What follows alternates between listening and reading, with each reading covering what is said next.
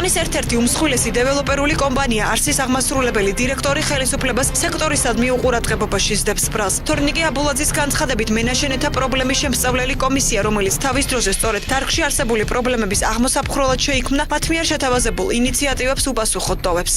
რეალობა არის ის, რომ ჩვენ დღეს გვყავს 15,000 ოჯახი, ზოგადად, რომელიც არის გარეთ, რომელსაც აქვს დღეს პრობლემა. ჩვენ პარლამენტის სპეციალურ კომისიაში წარვადგინეთ პროგრამა, მაგრამ ამას დაკავშირებით ვარდები 2 თუ 3 თვეა არამედ კომუნიკაცია არ ქონია და იქ წინ და წავიდა საქმისხლოში არა ვარ და მიმაჩნია რომ მეტი ინტენსივობა საჭიროა. მენაშენეთა პრობლემების შემსწავლელი საპარლამენტო კომისიის ხელმძღვანელი თამაზ ავდალიანი კი ტევესამთან აცხადებს, რომ მენაშენეების მიერ სექტორში პრობლემების გადასაჭრელად მიწოდებული გეგმა მხოლოდ თეორიული მსჯელობა. ავდალიანის განცხადებით, მიმდინარე კვირაში კომისია შეიკრიბება და დეველოპერული სექტორის კონკრეტულ პრობლემებს ეიმსჯელებს.